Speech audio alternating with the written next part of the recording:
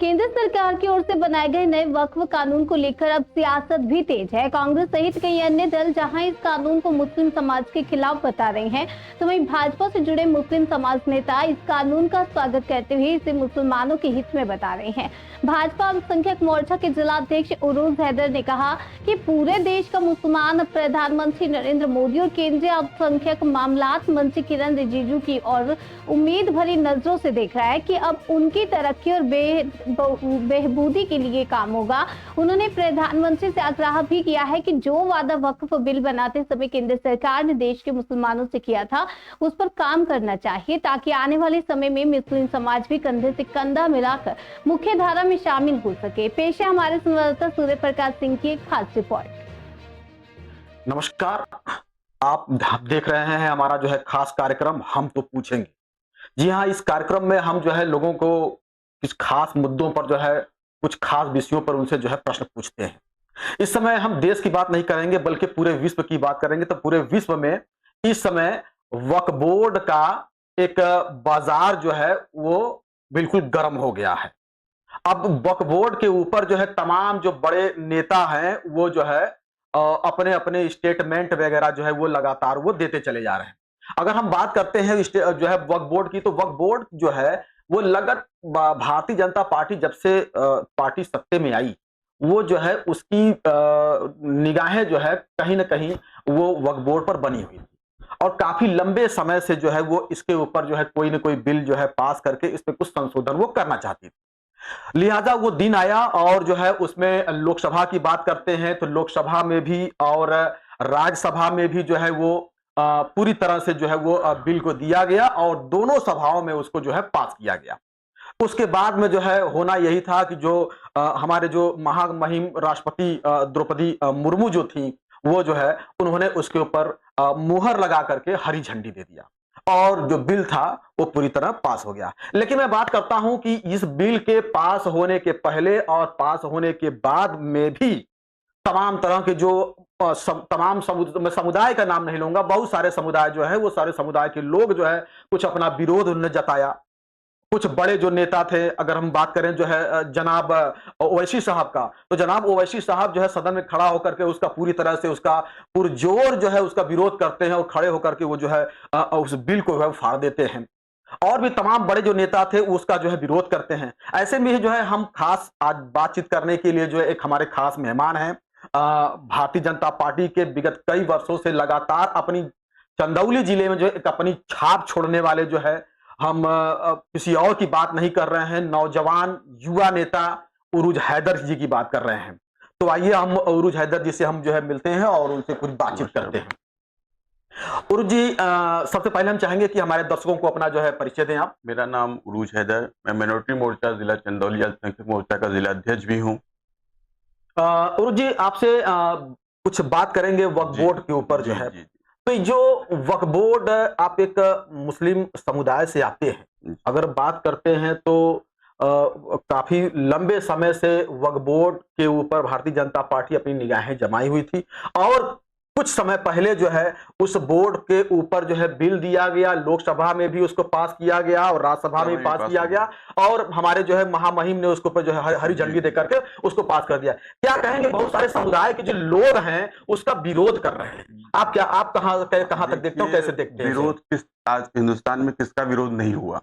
आप ट्रिपल तलाक को ले लीजिए, 370 को ले लीजिए, चाहे राम मंदिर को ले लीजिए।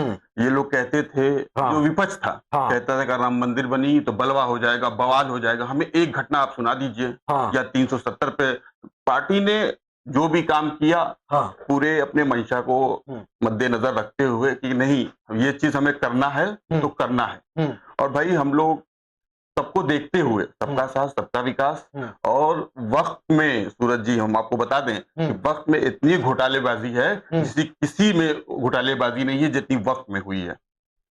गुरु जी, आप सैटेलाइट के आड़ में आप खुद एक मुस्लिम समुदाय से आते हैं, बिल्कुल आता हूं। आपको ये मैं कहते हुए डर नहीं लग रहा डर है नहीं लगता कि आप मुझे। जो है ये वक्फ नहीं, बोर्ड का नहीं, समर्थन नहीं, आप कर रहे हैं? बिल्कुल समर्थन ये कर रहे हैं। खुले दिल से जी। मणिपुर में एक मुस्लिम समुदाय के जो नेता थे वो जो है वक्फ बोर्ड का वो समर्थन करते हैं और वो उनके घर में जाकर के उनका घर फूंक दिया तो जाता है।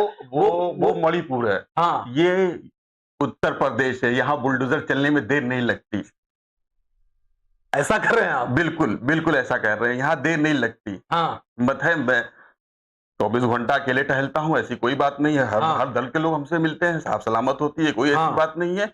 लेकिन वो फिर भूल है, वो मणिपुर है, ये उत्तर प्रदेश है। यहाँ बाबा जी का क्या बुलडोजर चलता है। उत्तर प्रदेश में क्या उत्तर प्रदेश में क्या मतलब उत्तर प्रदेश- क्या बताना चाहते हैं उत्तर प्रदेश हम में? उत्तर प्रदेश में बता देते हैं कि यहाँ की गुंडाई करोगे तो फिर बुलडोजर चलेगा। हाँ, आज बहुत लोगों, हम किसी का नाम नहीं ले, किसी को एक वो नहीं करूंगा मैं, बहुत लोगों ने पट्टी बांध के इसका विरोध भी जताया। हाँ, लेकिन जताया वो भाई ठीक है, विपक्ष की बातें हैं। ओवैसी साहब हैदराबाद का मैं हाल बता दूं आपको। हैदराबाद में वक्फ की जमीन से एक बिल्डिंग बनी हुई है जिसका किराया 25,000 रुपया महीना आता है। लेकिन अगर वही रजिस्टर खोल के आप देखेंगे तो वहां 2,500 रुपया सिर्फ है, 22,500 रुपया उन लोगों की जेब में जा रहा है। तो क्या है ये घोटालेबाजी है ना। तो ये क्या मतलब आपको ये लगता है कि ये जो वक्फ बोर्ड जो बिल दिया है सरकार ने पास किया है दोनों सदनों में जो विरोध कर रहे हैं वो विरोध देखिए, फिर वही बात कहूंगा। विरोध हर समय हर ट्रिपल तलाक का किया उन्होंने, 370 का किया और क्या कहते हैं ये राम मंदिर का किया। किसका विरोध नहीं किया? लोग तो ये भी कह रहे थे कि जो है ये जो बीजेपी को हमारे ट्रिपल तलाक में इनको घुसने की कोई जरूरत ही नहीं थी। ये औरतें मर रही थी। फोन करके फोनी पे दे दिया जाता था। तलाक अगर नमक तेज हो गया तो कह देते थे नहीं तलाक। ये कोई बात नहीं, ये कोई तरीका हुआ? आज वो सिस्टम में आके आज सोचना पड़ता है उनको कि अगर हम देंगे तो हमें कहीं ना कहीं जवाब देना पड़ेगा।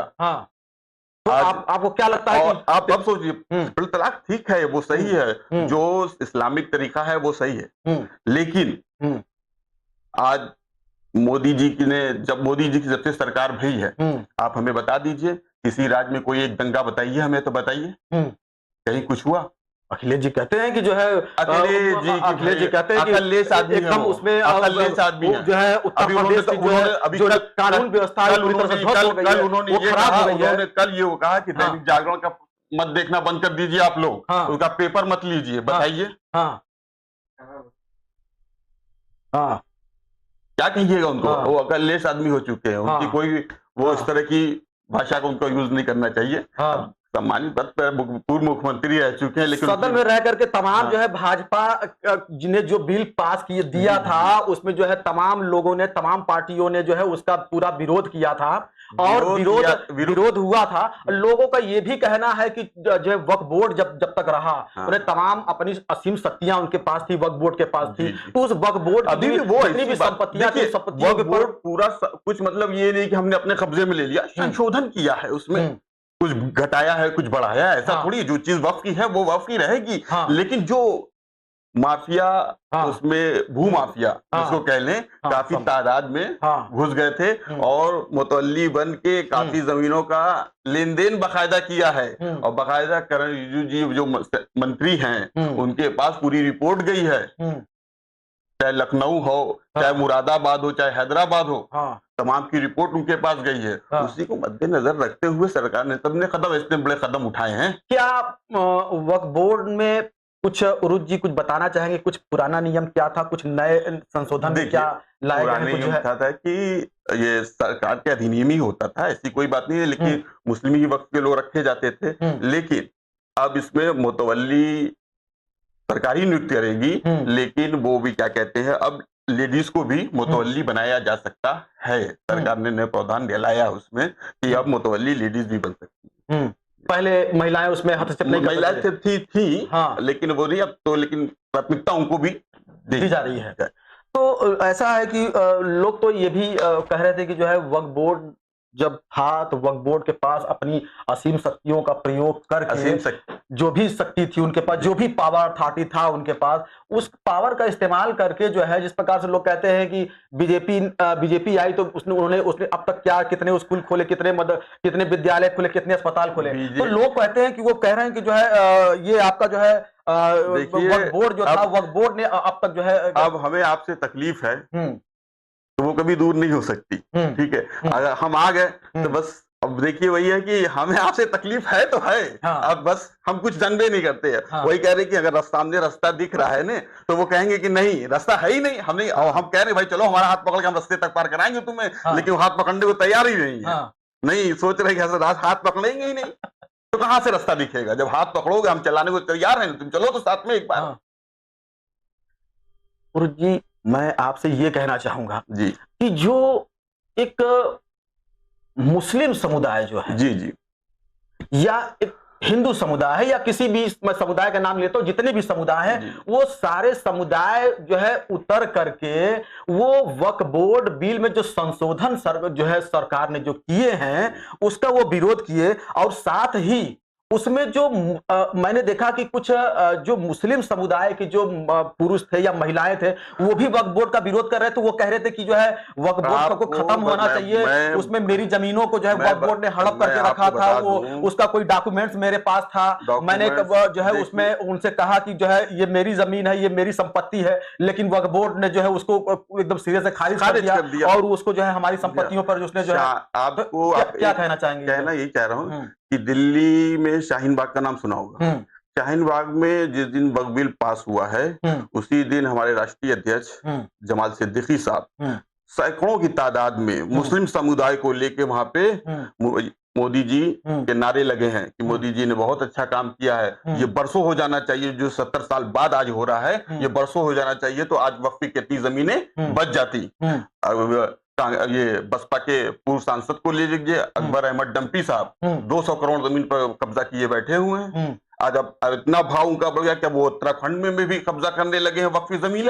ऐसा भी है, लोग कह रहे हैं कि जितने भी लोग बड़े स्तर के जो नेता हैं वो वक्फ बोर्ड का बिल का विरोध इसलिए कर रहे हैं कि उन्होंने खुद वक्फ बोर्ड की संपत्ति को हथिया करके रखा हुआ है। ये जो जिनके पेट में हर वक्त मरोड़ उठते हैं, दर्द उठते हैं, जो चिल्लाते हैं कि मुसलमानों के साथ बड़े बड़े हितैषी बनते हैं, वैसी साहब ये आप पता कर लीजिएगा, अभी यूट्यूब पे देख लीजिए, सैकड़ों बीघा जमीन कब्जा किए बैठे हैं ये वैसी साहब।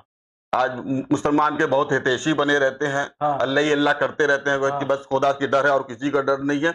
अरे यतीम बेवाओं का हक खाने वाले गुरु जी डर की बात कर रहे हैं, आप सैटेलाइट की आड़ में बोल रहे हैं, आप खुद एक मुस्लिम समुदाय के। बिल्कुल मैं किसी सिवाय खुदा से किसी से नहीं डरता, मैं मौत आनी होगी तो आ जाएगी, कोई इस समय जो है पूरा जो है विरोध किया जा रहा है और आप बिल्कुल मैं समुदाय से आ रहे हैं, लेकिन फिर भी आप सैटेलाइट की आड़ में ऐसा बोल रहे हैं। बिल्कुल मैं समझता हूँ, जो कहता हूँ खुला कहता हूँ, मैं समर्थन में हूँ तो हूँ, मैं जानना उसका फायदा मिलेगा लोगों को। ऐसा मोदी जी, इसके पहले भारतीय जनता पार्टी की सरकार इसके पहले भी रही, तमाम लोग उसमें रहे। हम तो अपनी खुशनसीबी समझते हैं कि हम 2014 के बाद से अगर पार्टी में लगे तो मोदी जी की ही पार्टी में लगे, और बहुत रात को अगर सोते भी हैं तो अपने आप को गर्व महसूस करते हैं कि आज हम इस पार्टी के एक सदस्य हैं, लोग मोदी जी की वजह से। कुछ लोग आपको, आपके रिश्तेदार या आपके मित्र कभी ये नहीं कहते कि उरुस जो है आप बसपा में जाना चाहिए था, आप जो है मुस्लिम समुदाय के लोग जो है समाजवादी पार्टी में सुरक्षित होते, कांग्रेस में सुरक्षित होते, बसपा में सुरक्षित होते, आप जो है भाजपा यहाँ हमें काट दिया जाता है क्या? यहाँ हमें काट दिया जाता है क्या? ऐसी कोई बात नहीं है। कहते हैं लोग ऐसी बात नहीं, लेकिन हमको प्यार मोहब्बत, देखिए हमारा ये मानना है कि प्यार में बड़ी ताकत है।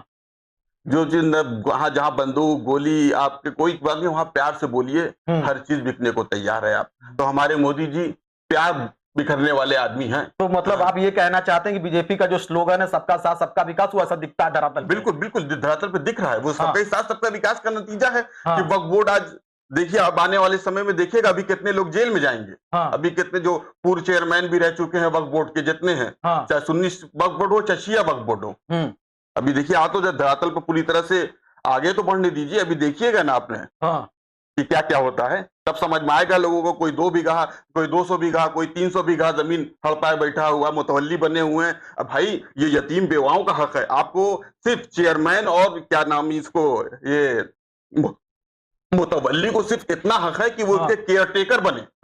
वो केयरटेकर के बजाय उसके टेलर बन जाते हैं बेच के भारी।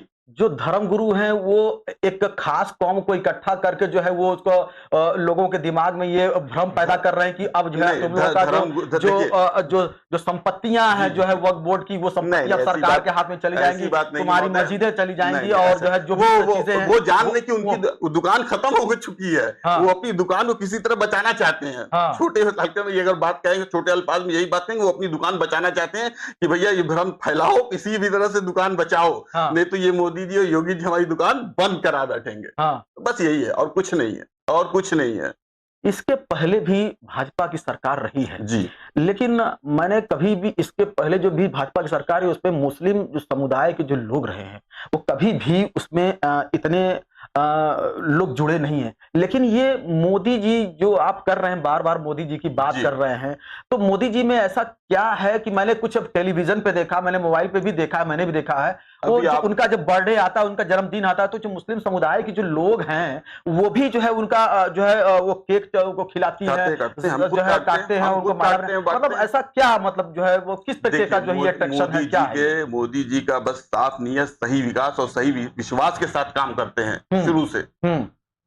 और आपको बता दूं, बॉम्बे में ख्वाजा एक मस्जिद है बहुत बड़ी, वहां मोदी जी हर साल जाते हैं मुहर्रम के समय पे, हर साल जाते हैं, उनके साथ बैठते हैं, उनके धर्मगुरुओं के साथ बखाते हैं। एक बड़ा तबका है उनका।